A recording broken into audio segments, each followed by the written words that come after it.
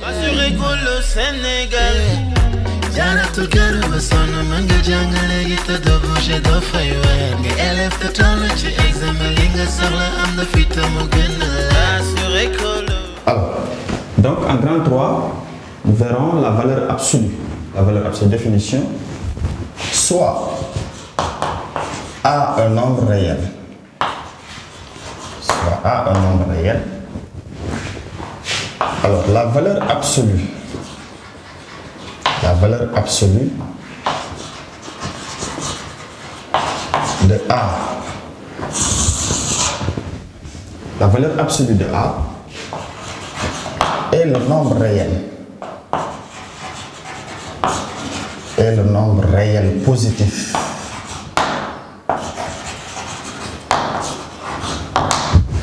Et le nombre réel positif noté 2 points à l'aide de 2 barres verticales comme ça. Valeur absolue de A est défini par 2 points. Vous avez valeur absolue de A, c'est toujours égal à, c'est égal à A si A est positif, si A est un nombre positif. C'est égal à moins A si A est un nombre négatif. C'est égal à 0 si A est égal à 0. Voilà. Et donc, on donne quelques propriétés. Petit b.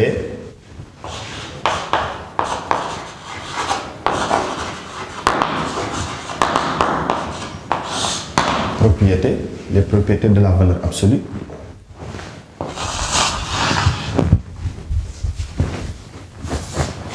Alors, soit A et B, deux réels quelconques. Notez que valeur absolue de A est toujours positive. La valeur absolue de A est toujours positive. C'est-à-dire que valeur absolue de A à la puissance n, c'est égal à la valeur absolue de A de tout à la puissance n.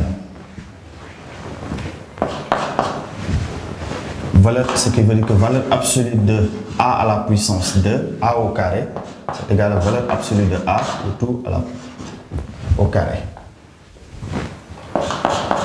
Valeur absolue de A égale valeur absolue de B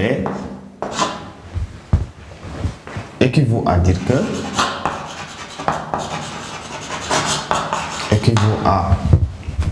A égale B ou A égale moins B.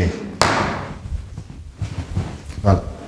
Donc, vous avez valeur absolue de A multiplié par valeur absolue de B, c'est égal à valeur absolue de A fois B. À noter aussi, je peux le noter ici.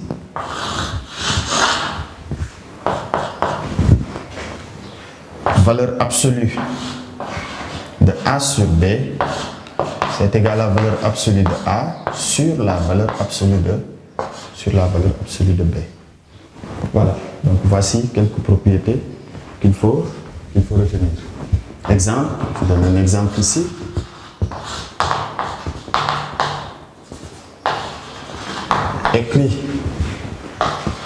Écris ce nombre sans le symbole de la valeur absolue. Alors, un exemple, vous avez ceci. On vous demande d'écrire ce nombre-là sans le symbole de la valeur absolue. Alors, pour écrire, on avait dit tantôt que la valeur absolue d'un nombre est un nombre positif. Donc, pour déterminer la valeur absolue, ou bien pour écrire ce nombre-là sans le symbole de la valeur absolue, il nous faut étudier le signe de ce nombre-là pour savoir s'il est positif ou négatif. Résolution. Là, j'ai dit, étudions le signe. Étudions le signe 2. Racine de 7 moins 3. On va étudier son signe. Alors, pour étudier le signe de ce nombre-là, on élève au carré les termes. Ces termes, et on les compare. Racine de 7 au carré, ça donne 7. 3 au carré, ça donne 9. Alors, quand on fait leur différence, on peut faire leur différence. 7 moins 9, ça donne moins 2. Moins 2 est un nombre négatif. Ce qui implique que ce nombre-là est un nombre négatif. On peut dire donc racine de 7 moins 3 est négatif. Comme c'est un nombre négatif, on avait dit tantôt que la valeur absolue de A est égale à moins A, on change le signe s'il est négatif. Et donc, comme ce nombre-là est négatif, ce qui veut dire que valeur absolue de I est égale à moins, entre parenthèses, racine de 7 moins 3. C'est-à-dire, valeur absolue de racine de 7 moins 3 est égale à moins racine de 7 plus 3. Voilà. Donc, on l'a écrit sans le symbole de la valeur absolue. Attention.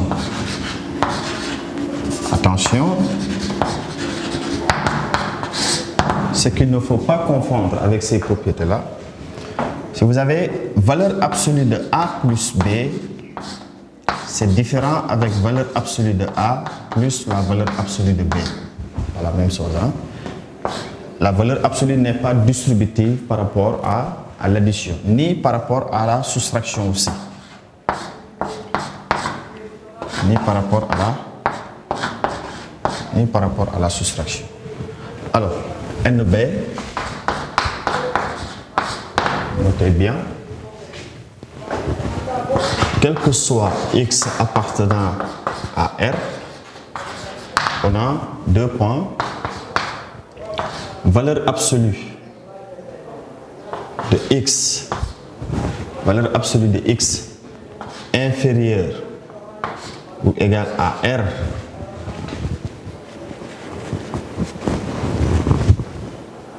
alors on aura moins R inférieur à ou égal à X inférieur ou égal à R, avec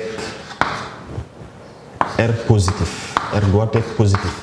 Si R est négatif, c'est impossible. R doit être un nombre positif. Voilà. Valeur absolue de X supérieure à R équivaut à dire que équivaut à 2 points. Si vous l'avez, équivaut à X inférieur à moins X, à moins R, ou X, je peux mettre même ou ici, ou X supérieur à R. Voilà, donc il faut retenir ces deux conditions-là. Alors, donc, en grand 4, équation et inéquation du premier degré. Petit 1, vous avez équation du premier degré. On verra, pour le premier cas, le type valeur absolue de AX plus B égale CX plus D, par exemple. Alors, je donne un exemple. Vous avez un exemple là. Résout. Je te demande de résoudre. Résout dans R. 2 points. Valeur absolue de 2x moins 3 égale 1 moins x, par exemple. Voilà. On te demande de résoudre ce type d'équation-là. Résolution. Alors, là, on peut le résoudre à l'aide d'un tableau.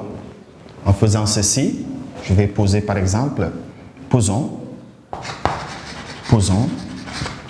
2x moins 3 égale 0, alors x est égal à 3 demi. Voyez.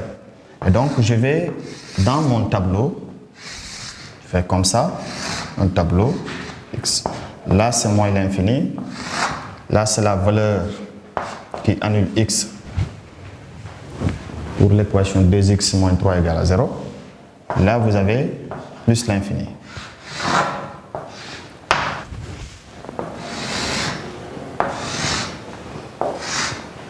Alors, donc ici, on va voir, là vous avez 2x moins 3, tout simplement. Là vous avez sa valeur absolue.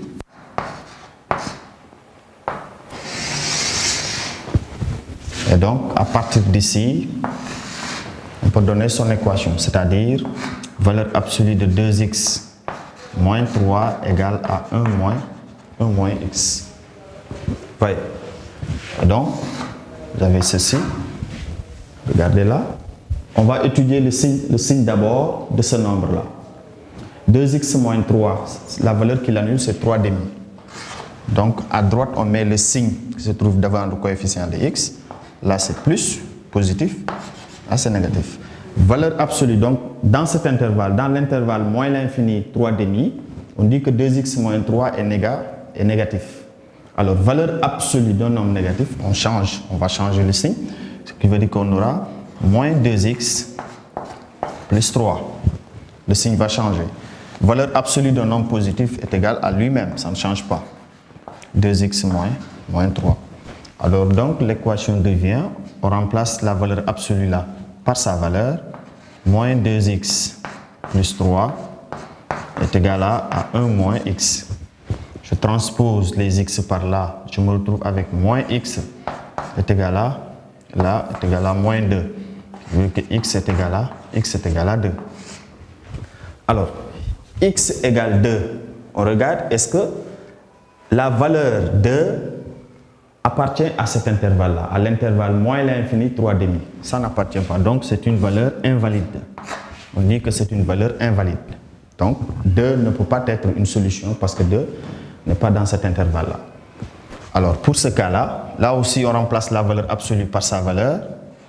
J'aurai 2x moins 3 égale 1 moins x. Je transpose, j'aurai 3x égale 4, x égale 4 tiers. Alors 4 tiers, en divisant 4 tiers, on se retrouve avec 1,33. Alors 1,33 ne fait pas partie de cet intervalle parce que cet intervalle c'est de 1 demi.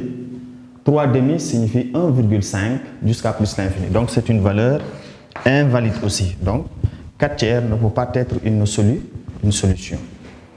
Alors, maintenant, si dans ce cas-là, on aura sa solution, la 2x moins 3.